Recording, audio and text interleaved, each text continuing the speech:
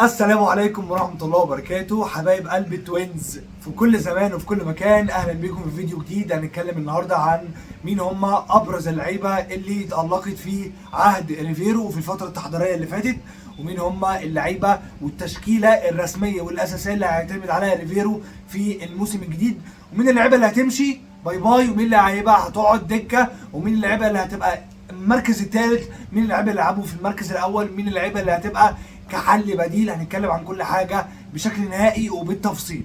لو انت عزيزي المشاهد بتتفرج علينا عن طريق اليوتيوب ما تنساش تخبط اللايك لما تيجي الفيديو وتفعل زر الجرس وتكتب لنا كومنت حلو كده. ولو انت عزيزي المشاهد بتتفرج علينا عن طريق الفيسبوك ما تنساش اللايك والشير للفيديو. ولو انت بتتفرج علينا عن طريق التيك توك او الانستجرام ما تنساش الفولو، ان شاء الله هنطلق الفولو. يلا بينا نبدا الفيديو بتاعنا عن ايه هو التصور الشامل لريفيرو من اللعيبه اللي هتبدا مع الموسم واللي هتبقى على الدكه او خارج السكواد باذن الله. نبدا بسم الله. باول حاجه، مين هم اللعيبه اللي تالقوا في الفتره التحضيريه اللي فاتت؟ اتفرجنا على 3 ماتشات وديه، او اتفرجنا على ماتشين، والماتش الثالث امبارح ما اتذاعش.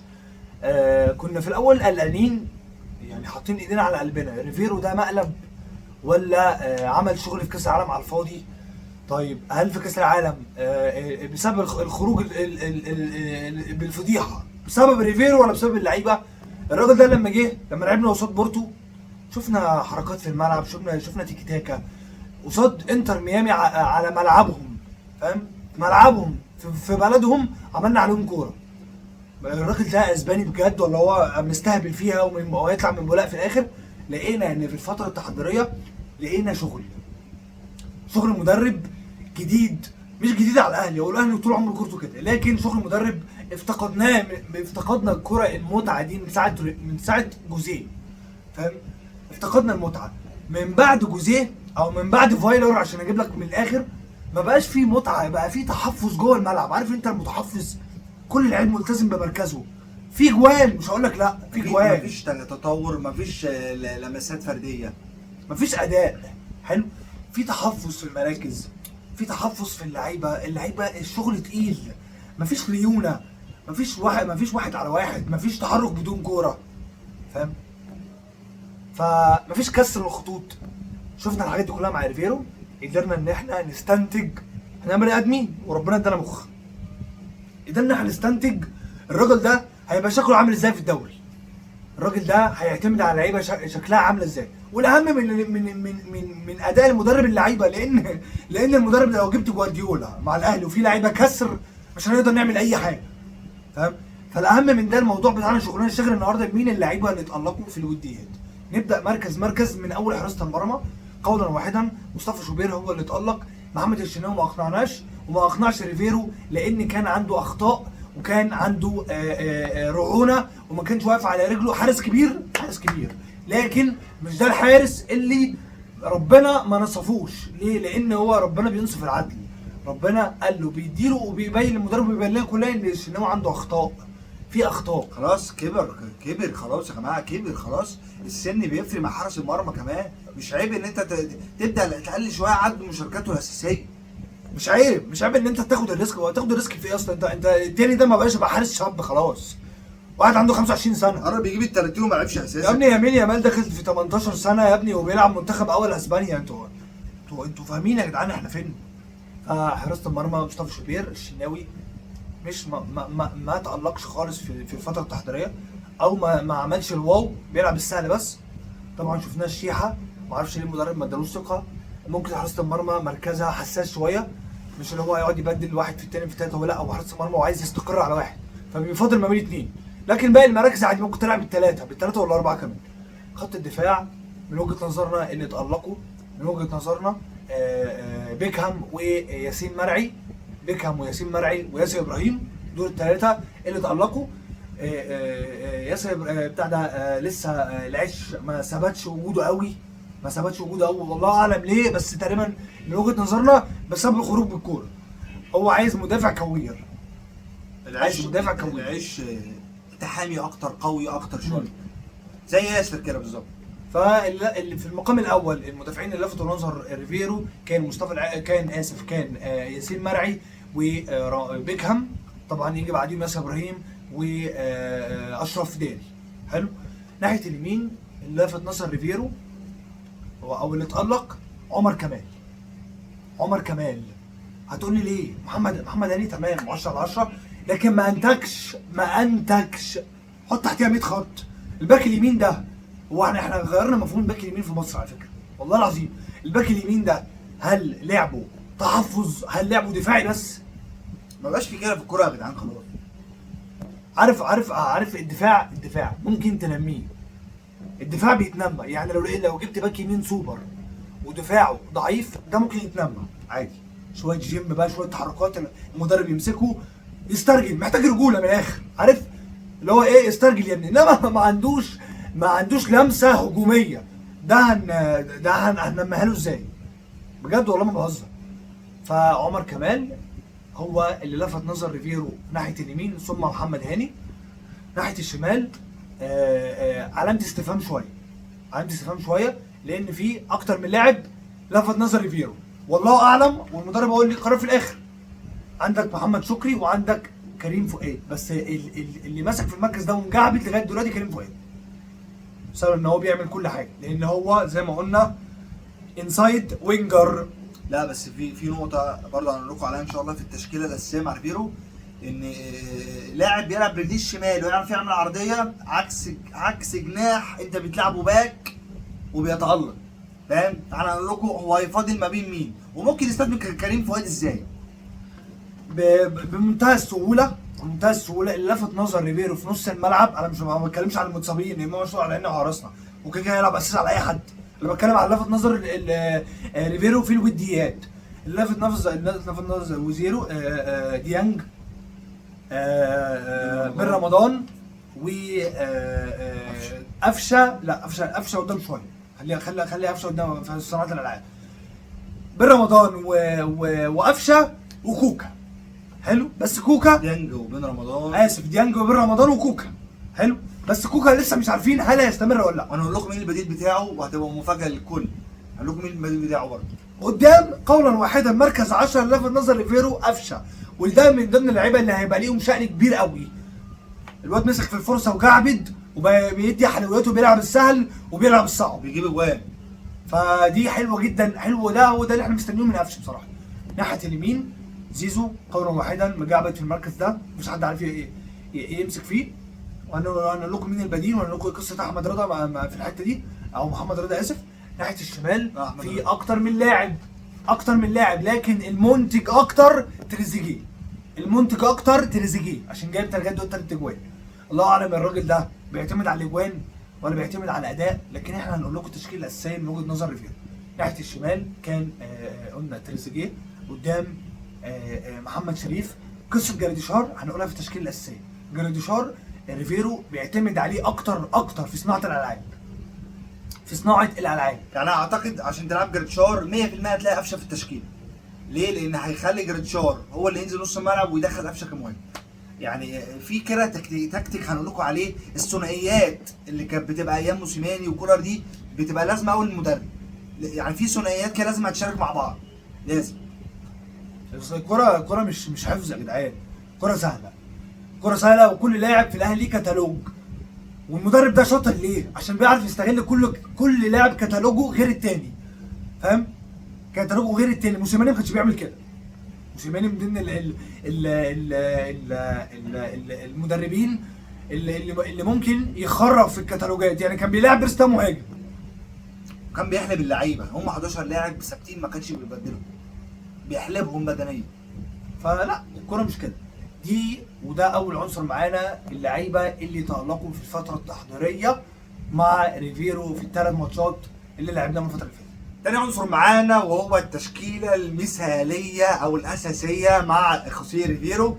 مين التشكيله هيبدا بيها الموسم؟ احنا ناس شوافين وناس خلاص شفنا ماتش الملعب التونسي الاساسيين وبودلاء، شفنا البنزرتي الاساسيين وبودلاء، شفنا انبي الاساسيين وبودلاء. فخلاص انت بتقرا بقى هنا كده، بتقرا هو هيعمل مين وهيقابل مين. تمام؟ بسم الله. التشكيله الاساسيه نبدا من وجهه نظرنا، هنتكلم من وجهه نظرنا. تمام؟ التشكيله الاساسيه من وجهه نظرنا، ويبقى معلم بقى لو عملها، لو لاعب شوبير على الشمال. احنا من وجهه نظرنا شوبير هيلعب على الشمال، حاسين بكده. ومن وجهه نظر ريفيرو برضه يعني حاسين ان الراجل ده ها يعني هيعمل حاجه مفيش دكر في النادي عملها، مفيش دكر مدير فني دكر عملها خالص، ان هو يلعب شوبير على الشناوي. تمام. يمين عمر كمال، عمر كمال تمام، بديله محمد هاني. ده من وجهه نظري احنا شايفين كده، لان شفنا عمر كمال عايز يعمل حاجه. عمر كمال نازل واخد وش العرضيات، واخد وش الانتاج. انا هثبت لك وهثبت لكل الاهلاويه ان انا راجل، انا جاي عشان اعمل حاجه، اخيرا هفوق. بدايات مع عمر كمال مع الاهلي كانت ممتازه، هو عايز يعمل كده. فعمر كمال على طول ده محمد هاني. الاثنين قلوب الدفاع اللي هيلعبوا ياسر ابراهيم وبيكهام. ريفيرو بيعتمد جدا جدا، لازم واحد من قلبين الدفاع ممتاز في صناعه اللعب وهو بيكهام، ممتاز في الخروج بالكره وهو بيكهام. وعلى فكره بيكهام هتحتاجه قدام شويه، والموضوع ده اتعرض على ريفيرو على فكره، هتحتاجه قدام شويه كوسط ملعب اذا اضطريت ان انت تستخدمه في وقت من الاوقات بسبب اصابه اللعيبه. تمام، لان بيكهام اصلا في بداياته مع الاهلي كان وسط ملعب، فبيكهام يقدر يلعب مدافع، وعشان كده دي صفقه ممتازه ومطور جدا على فكره. يبقى بيكهام وياسر قوه بدنيه مع الخروج بالكره ممتاز. باك الشمال بقى احنا قلنا لكم من شويه كريم فؤاد ولا شكري. خدوا مننا كلمه، هلاعب شكري. ليه؟ لان ريبيرو بيحب العرضيات وبيحب اللاعب يبقى على عدلته، فاذا متوقعينها ان هو هيلاعب شكري زي عمر كمال. يبقى عمر كمال وشكري، عشان مش عشان شكري افضل من كريم، لا هو كريم افضل، بس هتستغل كريم وهتحتاجه في حته الوينج وحته وسط الملعب، هتحتاجه كتير. تمام، ممكن نشوف ان ممكن شكري يطلع وينزل كريم.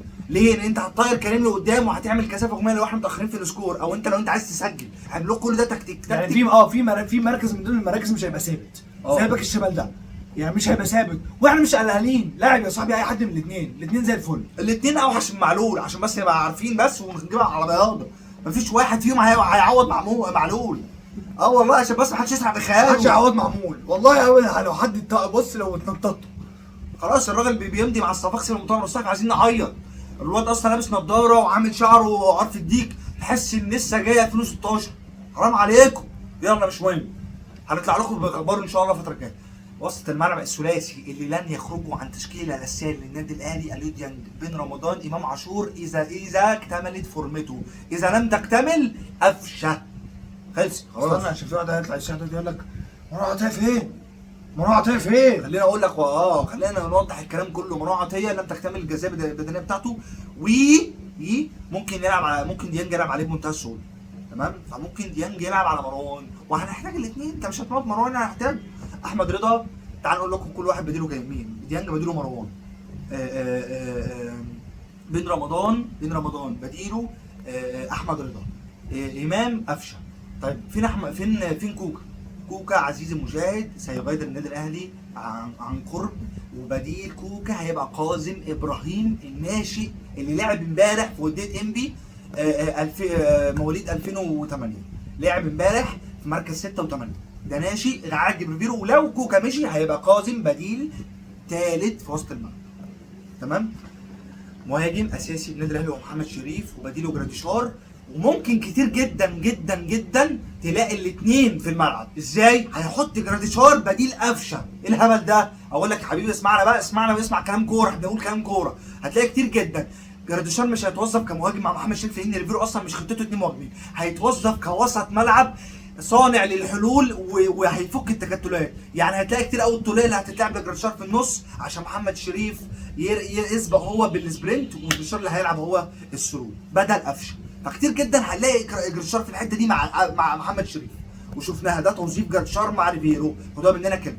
تمام، جناح يمين زيزو بديله هو الشحات، جناح شمال تريزيجيه بديله اسف زيزو بديله طاهر، الشحات بديل ثالث وبره السكور كتير قوي الموسم ده. شمال تريزيجيه وبديله بن شرقي، وبرده بديلهم الشحات، وبرده بره السكور كتير الموسم ده. والمهاجم قلنا محمد شريف وجراديشار. دي التشكيله الاساسيه والبدلاء مع ريفيرو اللي هيبدا بيهم الموسم باذن الله. محمد رضا محمد عبد الله اسف، محمد عبد الله جناح اشول، كوير جامد، محتاج فرصه، بس للاسف مش هيعرف ياخد فرصه في وسط النجوم دي كلها. فاهم؟ لان عشان ياخد فرصه محتاجين نشوف زيزو ناحيه الشمال، وناحيه اللي ومفيش حد ولا تريزيجيه ولا بن شرقي في الملعب. اهو انا بقول لك اهو بمنتهى الصراحه، لان زيزو طول ما هو في الملعب والناحيه الثانيه في حد بيلعب، محمد رضا مش هينزل. الا بقى لو هينزل في ماتشات سهله. فاحنا من وجهه نظرنا محمد رضا محتاج ياخد موسم او موسمين في نادي في الدوري المصري يكسر الدنيا ويرجع يلعب على طول اساسي في الاهلي. ما تركنوش بقى، ما تركنوش. فاهم؟ لان انت ما تلك ده ما تضيعش الراجل ده ما تضيعوش نهائي، ده تطلعه. فاهم؟ يطلعه اعاره يروح يلعب موسم واثنين في اي نادي، يلعب يجي يلعب في الاهلي مستريح. لان هو لو حتى ريفيرو حب يحطه بديل ثالث فصعب هيبقى بديل ثالث، يعني هيبقى صعب. يعني هيلعب بزيزو ناحيه اليمين وطاهر، صعب محمد رضا يلعب على طاهر الا بقى لو عبد الله يا ابني، محمد عبد الله يلعب على طاهر وزيزو، الا بقى لو لا قدر الله في اصابات بالجمله هنحتاجه ساعتها. حلو. دي كل اللعيبه الاساسيه اللي او التشكيله الاساسيه اللي هيحتاجها ريفيرو في الموسم الجديد. عايزين نقول بقى برضه عشان برضه نختم الحته دي، مين اللعيبه اللي هتبقى بره السكور؟ تمام، احمد عابدين، سيحه الحارس، احمد عابدين، سيحه، مصطفى العش. الثلاثه دول هيبقوا بره السكور كتير. احمد رضا برضه يعني ممكن احمد رضا وممكن شحات. الثلاثه دول. طيب حمزه عبد الكريم صح، برضه اتكلم عليه في حته البديل الثالث لمحمد شريف وجريشان. حمزه عبد الكريم ريفيرو مقتنع بيه جدا. شوف سبحان الله بيقول لك ان هو البدني بتاعه كويس جدا، بيضغط، بينفذ تعليمات المدرب، عنده عايز يعمل حاجه، لمسته الكوره حلوه. فحمزه عبد الكريم ممكن بنسبه 30-40% ريفيرو يستعين بيه ان هو يبقى بديل ثالث لمحمد شريف وجراديشار. حلو. وممكن نشوف الثلاثه في الملعب عادي جدا. جراديشار يبقى بدل قفشه ويلعب بمحمد شريف وحمزه عبد الكريم عادي جدا. انت ما تعرفش ايه اللي ممكن يحصل، انت ما تعرفش. اصل انت لو ما دام قررت تخلي الراجل ده معاك وتحرمه من عرض معايشه مع بايرن ميونخ، فانت لازم، حرام عليك لو انت ما استغلتوش.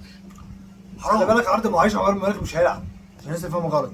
هو مش هيلعب، هو هيعيش الاجواء بس. وهياخد خبرات. فدي مش حاجه لطيفه بصراحه. انت تاخد خبره لازم تلعب في الملعب. فيتروح اعاره يا اما تلعبه وتديله فرصه. دي كانت كل حاجه في الفيديو بتاعنا. اتكلمنا عن اللعيبه اللي تألقت الفتره اللي فاتت مع ريفيرو في الوديات، اتكلمنا عن التشكيله الاساسيه اللي ممكن يعتمد عليها ريفيرو. في نهايه الحلقه في ماتش اخير مع بروجيت، تمام، مش عارفين هيتعمل ولا لا، بس كده خلاص اللي معروف. الدوري بعد 10 ايام ان شاء الله باذن الله. الراجل ده جاي يعمل حاجه والناس تثق فيه وتديله الدعم، والناس تثق في لعيبتنا. احنا عندنا احسن لعيبه في الوطن العربي. فالراجل ده جاي يعمل حاجه، مش جاي يهزر. وسيبكم من الاجوان، والله سيبكم من الاجوان اللي عاملين نجيبها كل شويه دي، لكن في اداء في الملعب. في سرعه تحول في بلاوي اقسم بالله في الملعب، ولسه هنشوف ان شاء الله في الموسم الجديد. استنوا مننا ان شاء الله فيديوهات كتير الفتره الجايه. ربنا يقدرنا يا رب، يعني ادعوا لنا كده بس الدنيا تتسهل معانا وتتحسن عشان خاطر نقدر نعمل لكم فيديوهات على طول. النادي الاهلي فوق الجميع ورقم 1. ربنا يستر معانا في كل حته وفي اي زمان. السلام عليكم.